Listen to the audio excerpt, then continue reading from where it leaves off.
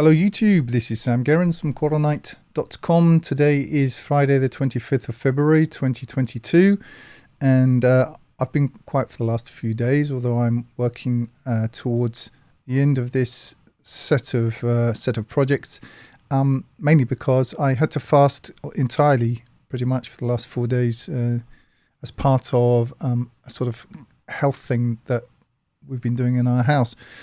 And I feel a lot better for it, so I'm going to continue it, but I can now concentrate again today, so I thought I would push on with a video. Now, today what I'm going to do is look at Surahs 102, 103, 104 as part of my series of videos really presenting expositions of the surahs between 50 and the end of the Qur'an.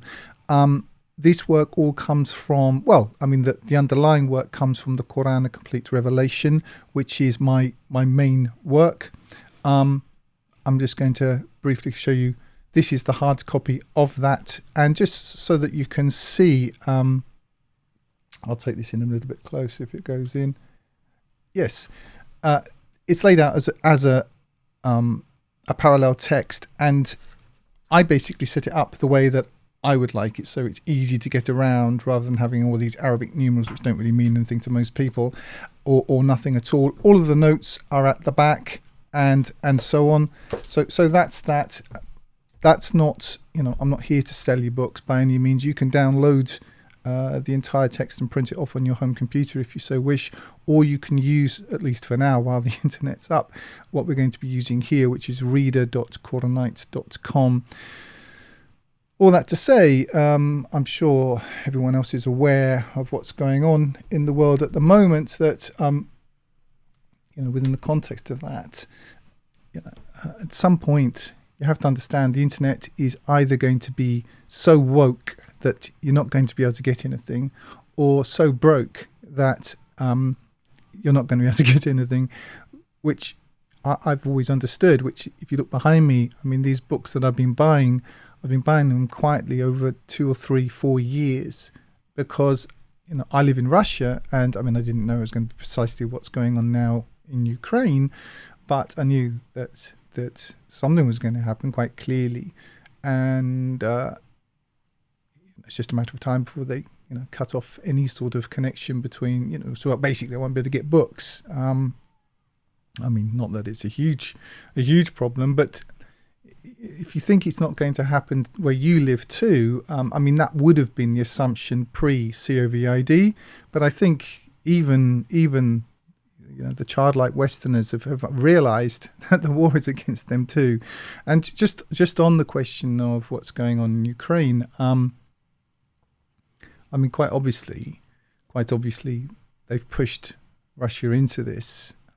If you don't know the backstory, leaving aside the sort of the broader history after the collapse of the Soviet Union, the understanding was that the West would leave Russia alone, and it has done nothing but take territory, Poland, Slovakia, Estonia, Lithuania, all of these places, and put weapon systems in there, leaving Russia no choice.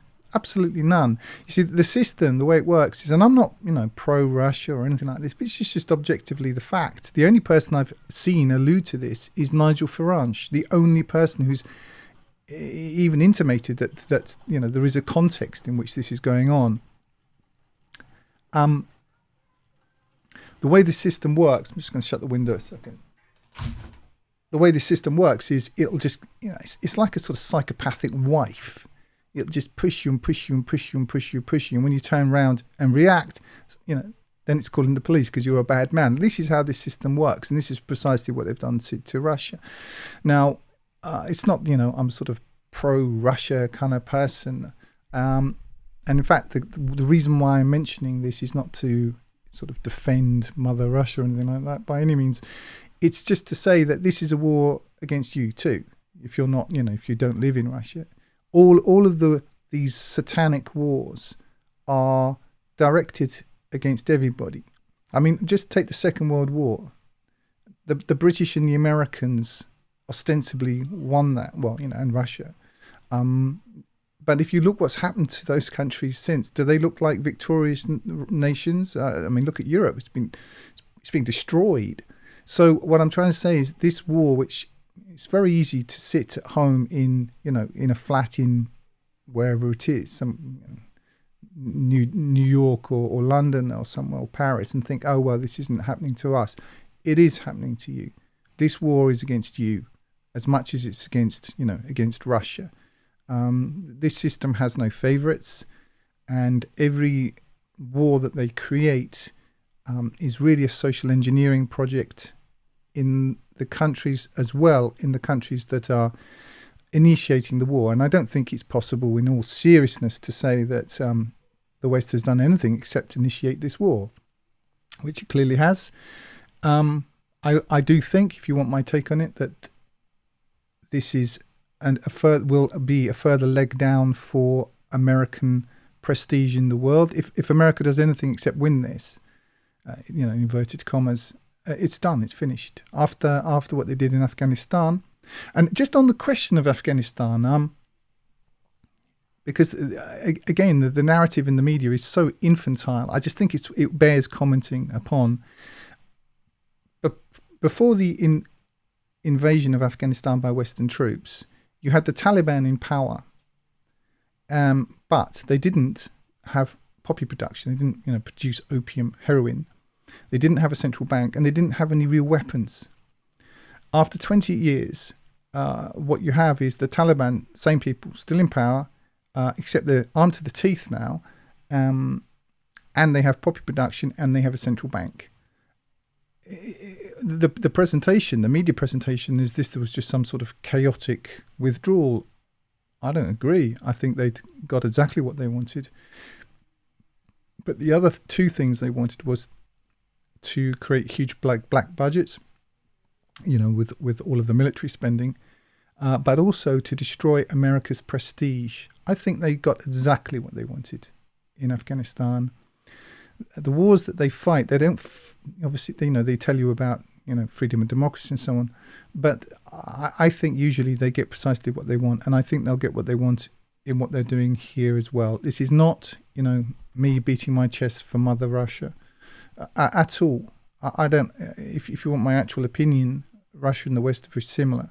They're both materialistic societies predicated on usury, which are undoubtedly at the end of their natural civilizational shelf life.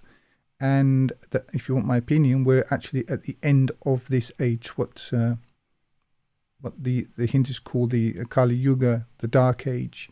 And if you care to read René Guénon's book, Crisis of the Modern World, he pretty much summarizes my sort of broader thoughts on it. So it's nothing to do with, me being a sort of pro-Putin person or anything like that, anything as ridiculous as that. But I've just watched the satanic system long enough to have some insight into how it works. Anyway, I don't suppose a lot of people will sort of agree with that, but that's up to them. What I want to do now is I'm going to turn to and deal with 3 surahs at once, because they're very, very short. We're heading towards the end of the Qur'an, of this block of surahs between 50 and 114. If you want to know why I'm interested in this block of surahs particularly, then read my work on the mysterious letters, which you will find set out in great detail in Article 2 of my work, which is the back of both of my books. And again, I'm not here to sell you books. I'm here to finish a job. You can download this work and print it off on your home computer at no charge. It's not like it's a demo version. It's the work. That's what this is. It's all there. What we're going to look at now anyway is reader.qur'anite.com. So let's just have a look at that. The competition for increase diverts you until you visit the graves. No, indeed, you will come to know. Then no, indeed, you will come to know. No, indeed, if you had known with the knowledge of certainty, Now, this is an elliptical statement. It's sort of ... It's leading you to fill in the blank. You will see hell. Then will you see it with the eye of certainty. Then that day will you be questioned about bliss. We'll go through it bit by bit. The competition for increase diverts you. No, does it not? Yeah, I mean, we are required. I mean, we have the drive, the impetus, the requirement to achieve sort of safety and security and supply. These are natural human drives, and we don't. That's why it's so easy for the satanic system to utilize those, because they're hardwired into us to some extent, and there is nothing wrong with them per se. What's wrong is, well, to put it in Christianesque terms, it's the love of money is the root of all evil. And so it's not that the money or the wealth itself is the evil, it's the love of it. It's when you're putting it above God. And that's really what a materialistic system does. And as going back to my comments earlier, both the West and Russia, they're entirely materialistic systems, predicated upon quantity, measuring their worth in terms of GDP and in terms of numbers of units of a usurious system based on speculation and basically theft. So that's just the situation. The competition for increase diverts you until you visit the graves. No, indeed, you will come to know. Now I'm going to just move this over. We're on reader.qur'anite.com now. All you have to do is to click on these little buttons and they'll give you what you want. Now, kalla, this exclamation operates also as a pan-textual marker. If you want to know about this, if you want to learn about this, all you have to do is click onto that, and that will take you to the note or to the verse which has the entire exposition and analysis, I think is the correct word, of this particular thing. I'm not going to do it now. No, indeed, you will come to know, except to say that this textual phenomenon, kalla, apart from its lexical meaning of no, indeed, it also means, if you go through all of them, which I have, you find that it's always found in a situation which is describing the complacent man. In modern terms, let's say the bourgeois, the person for whom there is really nothing beyond the mercantile, which, if you look in this particular context, is completely germane. The competition for increase diverts you until you visit the graves, i.e. until you die. No, indeed, you will come to know. This is a promise. Then, no, indeed, you will come to know. No, indeed. If you had known with the knowledge of certainty, and I assert, along with others, that the elliptical notion here is you would have put everything into the hereafter. You will see hell. This is a promise. Then will you see it with the eye of certainty. Can you feel how this is going around in overlapping cycles? Then that day will you be questioned about bliss. Now, if you read these surahs between 50 and 114, this textual phenomenon, that day, is found multiple times, and it's that day, as opposed to where we are now. We're all going towards that day. Wars, no wars, success in money and fame and all the rest of it, or not, or whatever it is, it doesn't matter. We're all going to that day. Then will you be questioned about bliss? And that's a very interesting notion. And my comment here says, I understand this to mean that a man will be asked about that for which he strove. Each of us wants bliss. In what we consider bliss to consist is the measure of who we are. And that's the case. And so I don't believe there's anybody in the world, not even the most evil satanic people, who wake up in the morning thinking, ha, I'm really evil. No, they want what they want, but it's what you want that defines you. Anyway, that's really the sum and substance of Surah 102. We're going to move on now to Surah 103. By the span of time, man is in loss, save those who heed warning and do righteous deeds and counsel one another to truth and counsel one another to patience. So, all right. Now, wal asr. Asr is often translated as the afternoon or the afternoon light or something like this, and it does mean that now. My note, I've got quite a long note on this, but I explain why the span of time is an acceptable reading here. If you want to compare it with somebody, it would be worth perhaps looking at somebody like Muhammad Assad, who takes quite a mystical view of the Qur'an.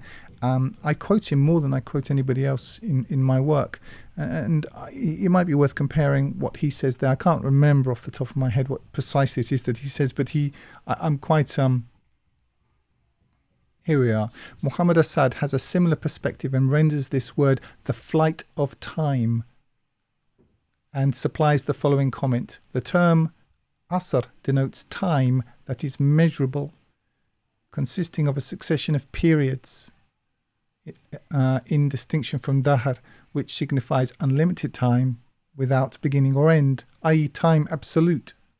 Hence asr bears the connotation of the passing or the flight of time, time which can never be recaptured. And this is what I try to convey with this particular translation, by the span of time. Also, the idea is that, in my view, that each of us has a span, and that's certainly a Quranically sustainable assertion. By the span of time, man is in loss.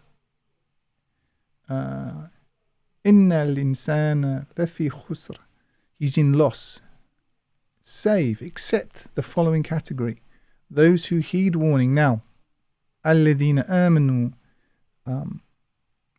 I've been sent comments and seen comments. Sam Gerrans doesn't, mistranslates this. I don't mistranslate it. I have translated it on the basis of pantextual analysis in this way. And if you care to look at reader.quranlight.com, you'll find in every single instance. In fact, let's do that now. In every single instance, it is accompanied by a note, and all one has to do is to click on it and then click on that. And you'll find exactly why I translate it in this way. It's not a mistranslation. It's a calculated analysis of the text. Quite truthfully, it does mean, those who believe. Alladhina amanu, those who have believed. But what I've done is looked at every single instance of this across the text to divine what it is it denotes. And that's what I've done, because of how it's used. And there is an amount of reading to be done there, but it isn't too arduous. But those who believe, if you wish. But believe, what does it mean to believe in the context of a messenger whose job it was to warn? Save those who heed warning and do righteous deeds and counsel one another to truth and counsel one another to patience. Now, I would argue that this bears correlation or some comparison, at least, with the preceding surah, in which we read, the competition for increase diverts you until you visit the graves. No, indeed, you will come to know. Then no, indeed, you will come to know. No, indeed, if you had known with the knowledge of certainty, you will see hell. Then will you see it with the eye of certainty. Then that day will you be questioned about bliss. And then we have the next part of the argument. By the span of time, man is in loss, save those who heed warning and do righteous deeds and counsel one another to truth and counsel one another to patience. So is it those who counsel one another to lose themselves in the material world? No, it's not those people. Is it the people who expound and support the ideas of democracy and the ideas that or that enough people believe a thing, it's going to be true. No, it's not those people. It's the people who do righteous deeds and counsel one another to truth and counsel one another to patience. Well, what is the truth? Well, the truth is, we're going into that today. That's the truth. Anyway, moving on now to Surah 104. Woe to every slanderer, fault finder, who accumulated wealth and counted it, thinking that his wealth made him immortal. No, indeed, he will be cast into the crusher. And what will convey to thee what the crusher is? The fire of God fueled, which will look down upon the hearts. It will be upon them closed in extended pillars. Now, all of the points that I'm going to make now, I've made before, but I'm going to do them again anyway. So, woe to every slanderer, fault finder. What is a slanderer and what is a fault finder? Well, it's somebody who falsely accuses somebody of something. And in today's emotional economy, this is standard. And if you're going to stand up and speak out and do your duty, you just have to accept that as the price of participation. However, according to the Qur'an, woe to every slanderer and fault finder who accumulated wealth and counted it, thinking that his wealth made him immortal. And again, this is very much the core of this materialistic system in which we operate. It's nothing to do with quality, nothing to do with actual virtue, but just numbers. And thinking that his wealth made him immortal. Well, we know that this isn't the case. And if we look back to the two preceding surahs, we have a context in which to place this one. No, indeed. Again, this kalla thing. There's against the material man. He will be cast into the crusher. And what will convey to thee what the crusher is? Now, this وَمَا أَدَرَاكَ مَا, and then whatever it is, what will convey to thee what X, Y, and Z is. And then what happens, this is a convention. And what happens is it then firstly presupposes that the recipients of the Qur'an didn't know what this was. I know this is in some tension with the traditionalists or the hadithans presentation, whereby Muhammad apparently was omniscient, to all extent, to all intents and purposes. But the Qur'an does not treat him in that way, and this convention is a way of expressly indicating that he didn't know what this term meant, and what will convey to thee what, in this case, el-khutama is. Well, he didn't know clearly, so it explains it. And this convention you'll find repeatedly. The fuel of God, the fire of God fueled, which will look down upon the hearts. It, i.e. the fire, will be upon them closed in extended pillars. So that's the definition. That is the Quranic definition of this particular word. So whatever, the materially minded amass in this world, who accumulated wealth and counted it, thinking that his wealth made him immortal. Clearly it isn't. Why? Because we're all going towards that day. I think that's really all that I can usefully say about these surahs.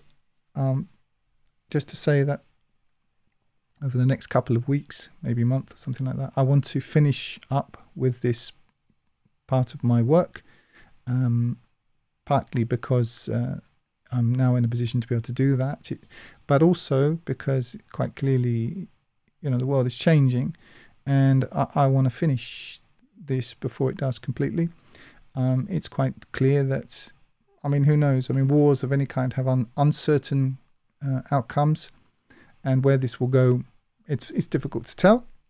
But I am fairly certain in the generality of it that it will. It's all grist to the mill of this satanic system. However, we are going toward that day. There's no way out of it, not for them. And if you would like to look at my work, The God Protocol, which you can download in its entirety from Qur'anite.com, you will understand that we are at the end of this cycle, this age, the reasons for that, and how Muhammad's mission really provided all parts of that protocol in order for that to be made a fact, and the context in which I and those who have supported me have acted upon that. Anyway, that's all for now. I hope everyone is well, and I'm going to try and drop another video in a few days. Bye for now. If you're listening on YouTube, you can download my full translation of the Qur'an and all other work free using the button in the top right hand corner, or buy the hard copy there at 10% less than on Amazon. You can download the audio from my YouTube videos to your mobile device using the links in the drop down below. I recommend meetquranites.com to connect with other Qur'an alone believers. Like if you like, comment if you have something constructive to say, and subscribe to get more each week. And use the link in the drop down below to donate if you would like to help me keep doing this. And remember, this life is short. Eternity is long. If you want good trees, plant good seeds.